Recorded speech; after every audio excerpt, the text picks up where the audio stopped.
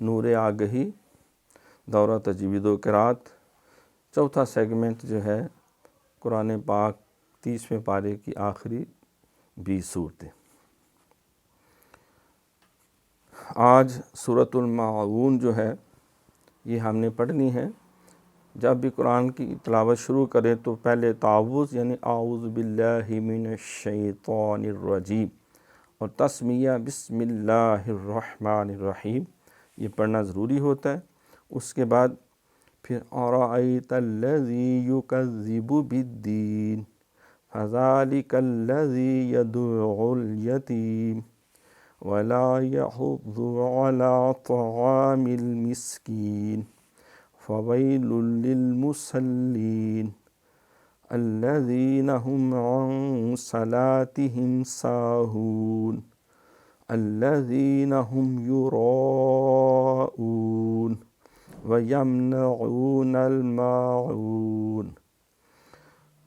اب اس کے ذرا اجرا کر لیں۔ آرائی، یہ آرا را پر ہے، ای آرائی حمزہ یا زبر ای، آرائی یہ یا لین ہے۔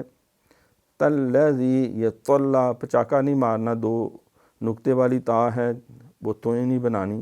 آرائیت الذی اور لام کو بھی موٹا نہیں کرنا، ہر لام باریک ہے سوائے لفظ اللہ کے، وہ بھی جب اس سے پہلے زبر اور پیش ہو۔ آرائیت الذی تلذی یہ نہیں، آرائیت الذی یہ زی جو ہے اس میں سیٹی نہیں مانی، زی نہیں کرنا۔ یکذب یہ غلط ہے، وہ را زا ہو جائے گا۔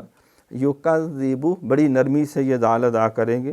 یکذب بالدین، یکذبو بو نہیں کہنا، یکذب بالدین۔ فذالی یہ بھی پھر وہی زال ہے۔ الذین الذین جس طرح پڑھتے ہیں یہ بھی فذالک الذی نرمی سے، کالذی یدع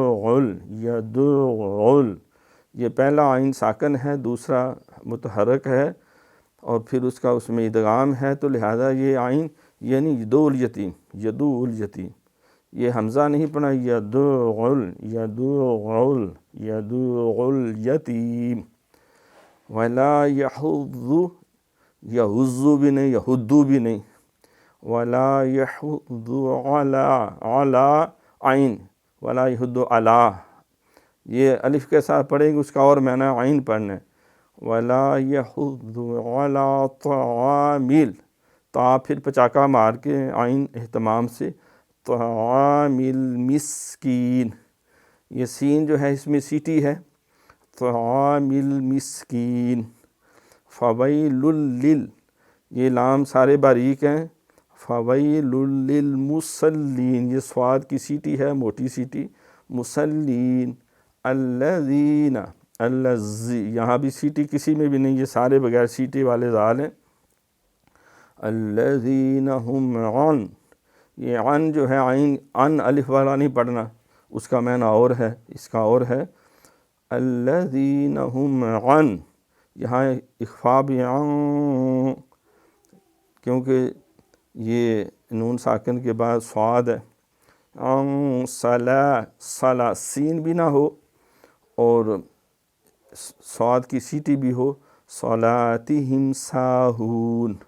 پھر الذین هم یراءون مد یہاں یراءون، ویمنعون یمنعو عین اہتمام سے الف نہیں اس کو پڑھنا، حمزہ بنا کے یمنعون نہیں، یمنعون الماعون پھر وہ عین ہے۔